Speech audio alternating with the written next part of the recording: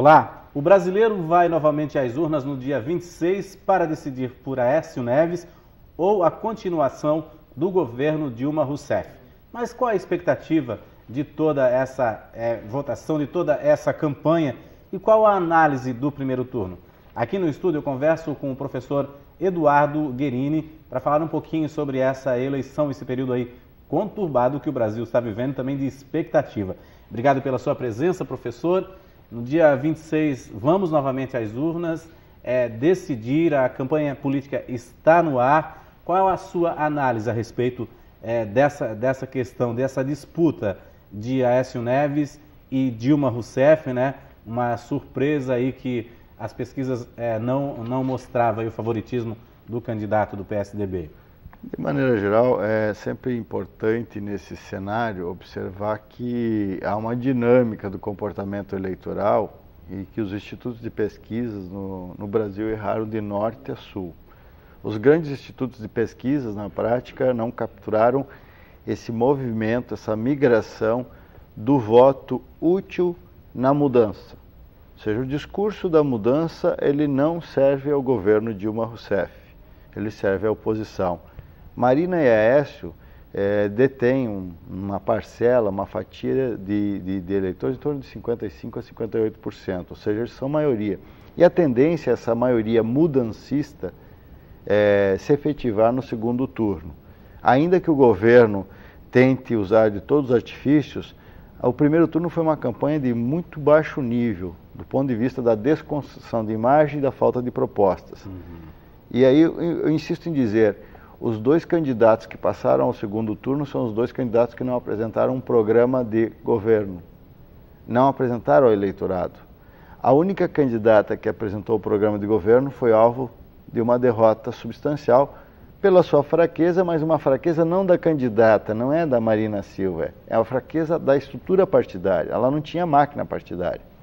Então se esconde por trás desse tom plebiscitário, desse tom de desconstrução de imagens, uma falsa ideia de que está fazendo política. Na verdade, não está se fazendo política, está fazendo uma falsa base de elevação política. Quem está trabalhando nessa eleição muito é o marqueteiro do governo e o marqueteiro do opositor, que é a ideia de construir figuras, imagens, programas fantasiosos de difícil realização e ainda mostrar um candidato que não existe na prática. Então o brasileiro está, vamos dizer assim, nessa onda de mudança ele está testando.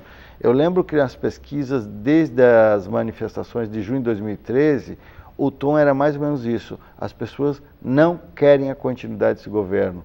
E até hoje, a ideia é que 75% das pessoas não gostariam que esse governo continuasse.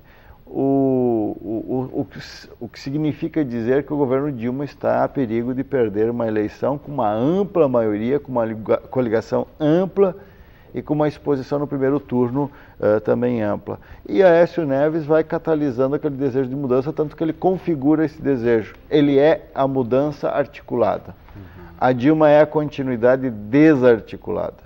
Professor, por que é tão importante o apoio da Marina Silva, né, ao candidato Aécio Neves, ou se ela optasse pela candidata Dilma? Por que é tão importante?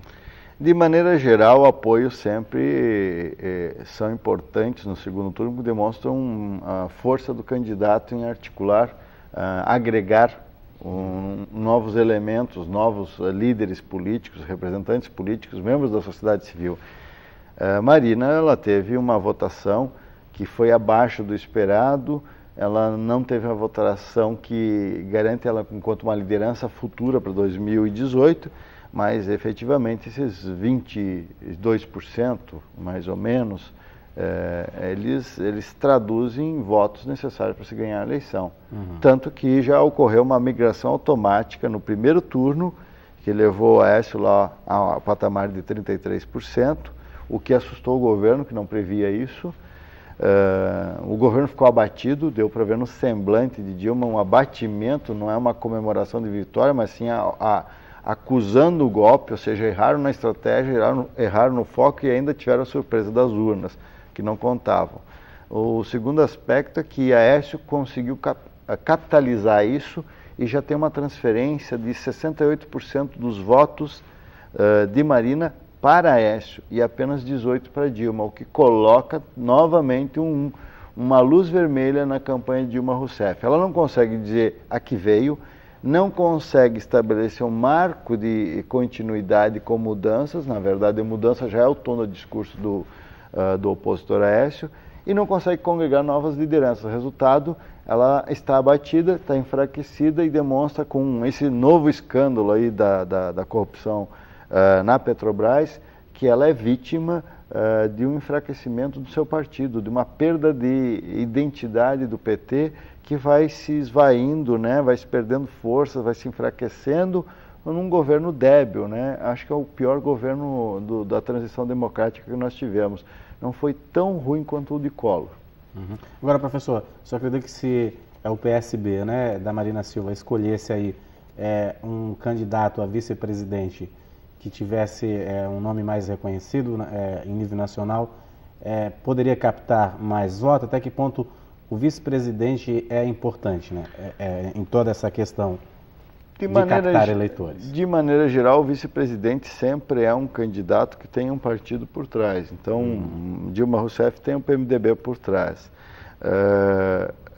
Aécio Neves mantém uma chapa pura, que dá uma certa veiculação àquilo que seria o projeto, mas é uma chapa pura com um mineiro e um paulista. Como dizem alguns, a política café com leite continua. Continua, né? E na prática, o Aloysio Nunes é a representação do Alckmin. Ou seja, o Alckmin ganhou no primeiro turno, estabeleceu já o marco para 2018 e definindo mais ou menos assim, nós temos que ganhar a eleição presidencial, porque senão nós também morreremos enquanto partido. E a estratégia tem sido mais ou menos isso, capitalizar votos em São Paulo, estabelecer uma votação expressiva no Sul para fazer a diferença em relação ao Nordeste. E, objetivamente, o PSB teve aquela tragédia que foi a morte de Eduardo Campos, uma liderança nova que vinha despontando e que ia fazer diferença nessa eleição junto com Marina. Acontece que a realidade sobrepôs uma série de fatos aí que impediram que essa chapa chegasse ao fim. E a Marina e o Beto Albuquerque, na verdade, eles são representação simbólica daquilo que é uma relação entre uma candidata que tem um vínculo mais alternativo e outro que é um vínculo mais próximo aos partidos tradicionais. Beto Albuquerque é isso. Não é a melhor chapa, mas era a chapa que se tinha. Então, política se faz a partir de elementos que são realistas e pragmáticos. Tinha que se fazer uma chapa, tinha que colocar a candidatura na rua diante daquele momento, que foi um momento bastante triste da política brasileira, porque Eduardo Campos ele poderia demarcar o território da nova política, e hoje nós não temos esse território bem demarcado. Ele poderia tripolarizar a campanha eleitoral, e nós voltamos à polarização tradicional. Marina não conseguiu fazer isso, por conta de debilidade partidária e da estrutura que foi montada a fórceps nessa eleição. Por que os partidos nanicos, né, esses partidos de menor representatividade, eles nunca decolam numa campanha presidencial? Porque a única que se sobressaiu mesmo foi a Luciana Genro, né? Vamos pegar assim, fazer uma analogia. Numa floresta você tem as árvores de grande envergadura que fazem sombra, né? E abaixo dessas árvores tem árvores médias e depois você tem que ter um capim rasteiro, né? Se ficar muito sombreado, né? Muito frondosa essa árvore, embaixo você vai ter só pequenos musgos, etc. Os partidos nanicos são essas questões, né? Eles vão se apegando aos grandes partidos e vão usando da substância dos grandes partidos para eles criarem envergadura, mas grande parte desses partidos nanicos no Brasil foram criados na porta dos fundos do TSE, com a permissividade da Justiça Eleitoral, alguns com, inclusive, indícios, né, de fraude. Nós temos alguns partidos, não vou citar o nome aí para não criar um óbice, mas, de maneira geral, a grande parte desses partidos são siglas de aluguel para atender interesses dentro de um condomínio eleitoral, geralmente. Isso tem sido bastante perverso. Muitos estão ligados a alguma estrutura sindical, uma estrutura religiosa, uma estrutura social, que não tem veio, né? Não tem tradição, não tem história. Partidos políticos têm que ter história. No Brasil, os partidos políticos são mais ou menos como abrir e fechar uma lógica de 1,99, né? Dependendo da clientela, você vai ter uma loja que dura mais tempo, outra menos tempo. E é muito fácil mudar a sigla no Brasil, porque falta fidelidade partidária. Aí vem o tema da reforma política. Enquanto nós tivermos essa estrutura, que é uma estrutura de subserviência do legislativo ao executivo, que é o presidencialismo de coalizão, esse fracionamento, esses partidos danicos servirão. Porque eles servem também para depurar, né? Então, quando o sujeito já está perdendo capacidade política, ele vai acabar num pequeno partido, fundando um partido próprio, como se fosse uma seita, uma facção, e objetivamente não produz representatividade e não tem legitimidade. Se os grandes partidos que já têm essa estrutura não conseguem ter mais, se a população brasileira já diz, olha, nós não cremos no sistema representativo porque os partidos políticos se afastam da sociedade, eles estão cada vez mais afastados. Essa campanha eleitoral provou que parece que a classe política não entendeu o recado das urnas, que eles não nos representam e que, ao mesmo tempo, a forma de representação é bastante débil, porque eles se afastam no momento da eleição.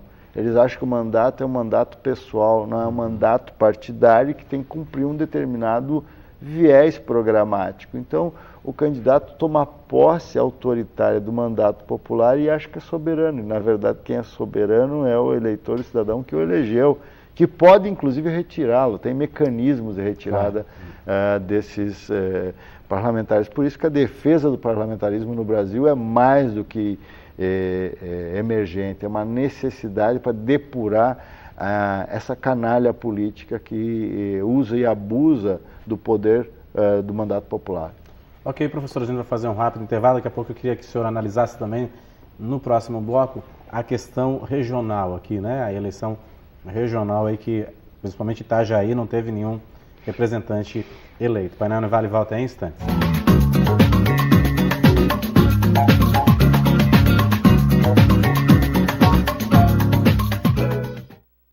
O Vale está de volta. Hoje eu converso aqui no estúdio com o professor Eduardo Guerini para fazer aí uma análise de toda essa campanha política do primeiro turno e também agora do segundo turno das eleições para presidente. Vamos novamente às urnas, aí decidir o destino do país. Mas, professor, eu queria ver com o senhor a respeito da nossa região, né? Elegemos o Colombo, mas aqui na região de Itajaí, uma região economicamente forte para Santa Catarina, não elegemos nenhum representante. Qual é a importância de eleger ou não um representante da região? De maneira geral, foi uma decepção para a região, na medida em que, ao não eleger um representante na Assembleia ou na Câmara Federal, ainda que tenha vamos dizer assim, uma abrangência mais ampla, Foz e Vale, né, teria um representante. Mas significa enfraquecimento político da região. A região não tá produzindo lideranças. Isso é vamos dizer assim, um chamamento para as lideranças estudantis, sindicais, comunitárias, religiosas, as próprias lideranças políticas, porque Itajaí é o polo regional, é um polo que se sobrepõe a Balneário Camboriú e pela sua capacidade. É uma cidade hoje que tem uma expansão vigorosa. Tem ao seu lado Navegantes, ou seja, 2 portos operando. É a região onde tem um PIB elevado, tem universidade, tem uma universidade regional reconhecida, 50 anos, tem uma série de empreendimentos, tem uma força política e uma força econômica que são diferenciadas. A força política é reduzida a 0, a força econômica a 100. Então, me parece que as lideranças que foram produzidas aqui, a própria origem de uma família tradicional que influi na política catarinense, saiu daqui de Itajaí. Ou seja, Itajaí está perdendo capacidade de articulação, capacidade de empoderamento da sua região, o que demonstra que as lideranças que estavam aí representando a região eram muito débeis, ou não faziam o trabalho devido. Houve um erro, professor, dos partidos em colocar esses candidatos? Teve um congestionamento de candidaturas, mas de candidaturas de partidos fracos. De maneira geral, você vai ver aí que a coligação que lançou um candidato isoladamente, o PT, não teria uma legenda abrangente, uma coligação abrangente. A coligação de Raimundo Colombo não tinha nenhum representante aqui da região. O PSB e o PSDB também não tinham nenhuma liderança expressiva. E, objetivamente, a deputada estadual, a única liderança que se elegeu foi o Leonel Pavan, de Balneário Camboriú, porque já é ex-governador, já tem a sua figura política estadualizada, ele já tem o nome estadualizado. E a candidatura que teria mais vistosidade, que é de Rony Bonastoni, ela naufragou na sua própria debilidade representativa. Então falta altivez aos representantes políticos para criar novas lideranças e colocá-las no jogo da política. E proximidade com a população, né? Isso há um afastamento, né? Com certeza, né? A debilidade do PT mostrou que ele perdeu nessa eleição, e ele perdeu tanto no nível estadual quanto no nível federal. O próprio PMDB, que era um laboratório de lideranças da região, não produziu nada de novo.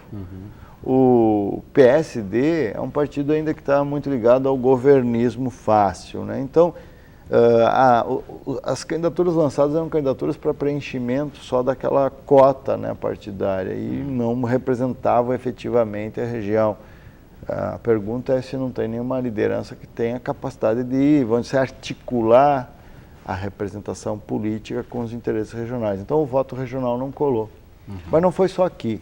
De maneira geral, nas regiões que tentaram estabelecer o voto regional, a que mais conseguiu sucesso foi a região de Criciúma, mas por tradição familiar.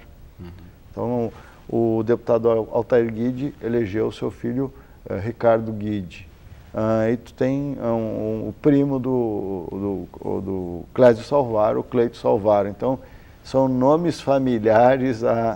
A política virou um condomínio, quase que um patriarcado, né? Os nomes familiares.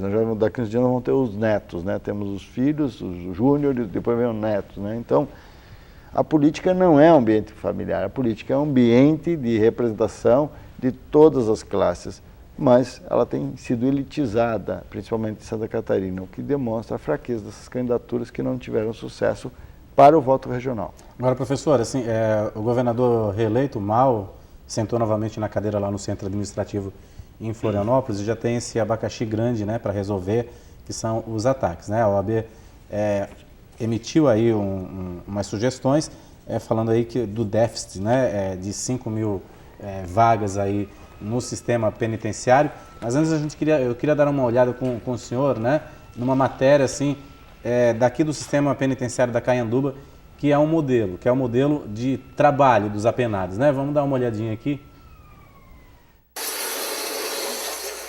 A Metalúrgica é o projeto de vida desses empresários que resolveram apostar também na mão de obra carcerária.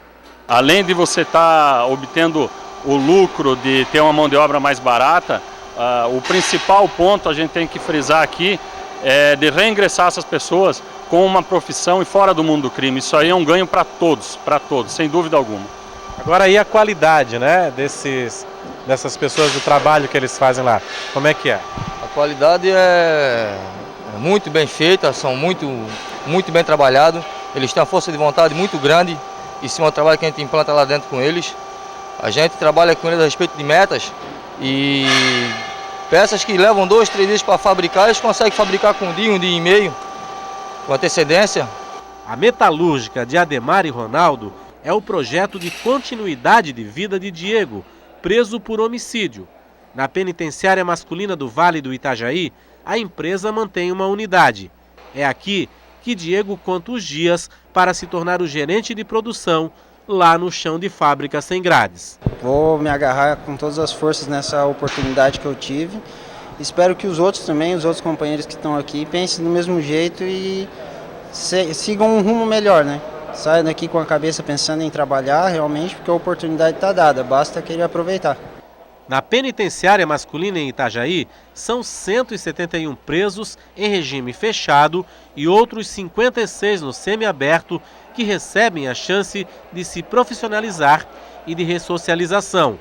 Em todo o estado, mais de 8.000 presos trabalham em pelo menos 409 convênios, mantidos entre empresas e o Departamento de Administração Prisional Catarinense.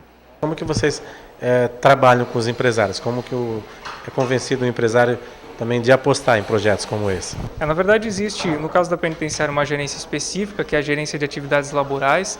Então, ela desenvolve, através de uma demonstração e planilhas e questões de custos que são demonstrados, né, para a empresa e para o empresário que tem interesse em incorporar na unidade as atividades laborativas, levando-se em consideração os benefícios para a empresa e os benefícios também sociais que estão relacionados a fornecimento de atividade laboral para o preso, né? Material para metalurgia, máquinas de secar roupa, sacolas de papel e até uma indústria de pijamas.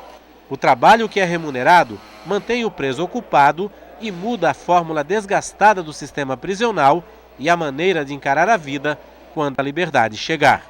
Na realidade, para a gente foi um bom adianto, até para a gente sair daqui de dentro, uma profissão, o fato de a gente estar diminuindo a pena, estar ocupando a cabeça, estar num lugar, tendo uma profissão na realidade. Quando você tem um amparo de empresas como essa, de iniciativa como essa, para que você possa vir a cumprir esse tempo determinado pela justiça da melhor forma possível, seja através do trabalho, através do estudo, e de outras oportunidades que estão surgindo para nós aqui na unidade, isso acaba sendo menos doloroso. É um modo melhor para a recuperação dos presos. Então até mesmo eu queria falar para todos os empresários que estão investindo na penitenciária aqui, porque é uma forma de estar ressocializando o preso. E quanto mais preso ressocializado, menor o índice de crime na rua, entendeu? Daqui o senhor vê, lá no presídio aqui de Itajaí, da Cayanduba, né, os presos trabalhando. Esse é um projeto que ajuda também na reincidência, no retorno para a sociedade de uma pessoa melhor, doutor? Veja, na verdade, são uma série de itens, né, que compõem um processo de ressocialização. Num sistema comum, sistema prisional comum, onde não existe trabalho, onde não existe educação, nós temos índices de reincidência de até 80%. 75% a 80%. Nós temos em torno de apenas 20%. Pois é, professor, parece um modelo ideal, mas não é suficiente, como a gente vê agora em Santa Catarina, os ataques à Força Nacional e o governador aí reeleito tentando equilibrar essa situação, né? Qual a sua análise sobre isso? O governador reeleito tem ainda muito trabalho pela frente, porque todos esses ataques não prejudicaram a reeleição do Raimundo Colombo? Elas não prejudicaram a pior, mas desgastaram a imagem dele no final da campanha, tanto que ele teve uma diferença bastante reduzida em relação aos outros candidatos. A oposição cresceu na última semana. Essa é uma debilidade do seu governo. Na verdade, ele é candidato à reeleição do seu governo. O secretário de Segurança é do candidato à reeleição a vice-governo, ou seja, o PMDB. Então, na prática, os dois partidos que estão na cabeça da chapa majoritária, eles têm responsabilidade direta a essa nova onda de ataques, que na verdade demonstra que o sistema carcerário, o sistema prisional, ele está falido. O modelo tradicional está falido, precisa de um modelo alternativo. Esse modelo alternativo foi apresentado aqui, o que mostra e demonstra, uma vez mais, que aquele sujeito sentenciado, ele não é um sujeito que queira sair do universo da sociedade comum. Ele foi levado àquela condição, e levado àquela condição é assistido por forças ilegais, informais e ilícitas. E muitas vezes, esse sentenciado, nesse sistema precário, desumano, que fica encarcerado e toma um banho de sol e não faz nada, ele vai sofrendo o tédio, né? O tédio que todos nós teríamos se ficássemos trancafiados em uma sala durante 24 horas.